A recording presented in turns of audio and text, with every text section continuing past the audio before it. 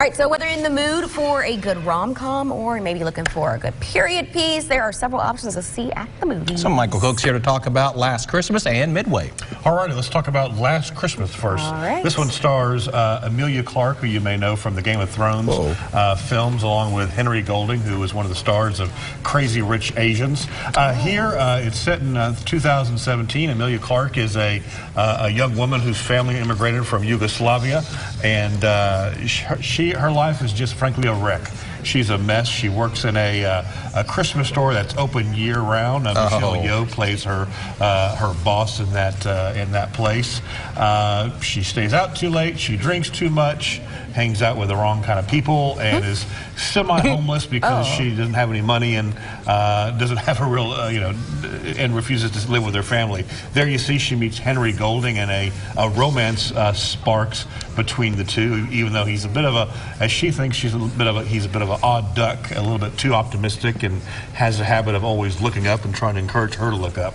Emma Thompson, there you see on the right, plays her mother, who actually wrote this script for this movie. It's directed by Paul Feig, who also directed Bridesmaids.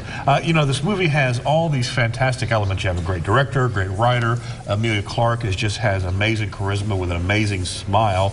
But the movie just... There was a butt coming. I knew it. It's just, romantic comedies are one of the toughest genres to do, because you have to be funny and you have to be romantic, without obviously. being cheesy. Without being cheesy. That's the key word. Unfortunately, this is the Velveeta of cheesy when it comes to a movie.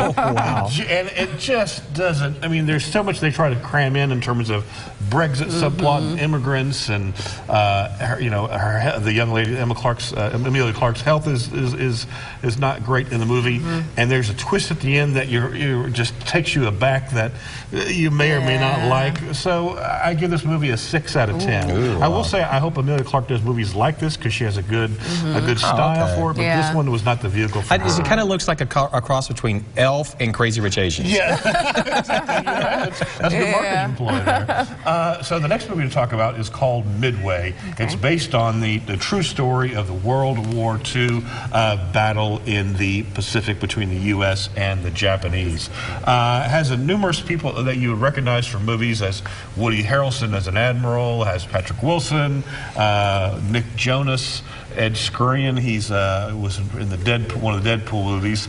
So the movie it's the story of various characters in this time frame. You have the pilots who are on the carriers. You have the admirals who are leading the battles. You have the Japanese leaders. They're trying to fight the Americans. There, of course, is lots of shooting between airplanes, between battles. This movie, though, is also just...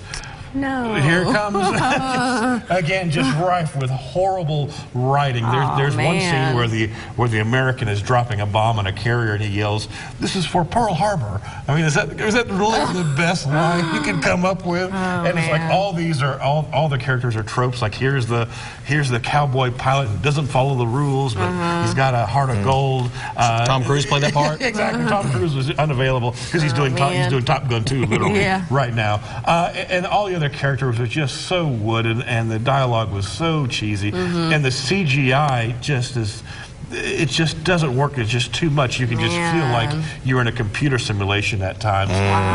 When watching this movie, you felt like it was made for the overseas audiences who the dialogue didn't have to be great, just have a lot of explosions, a lot of action.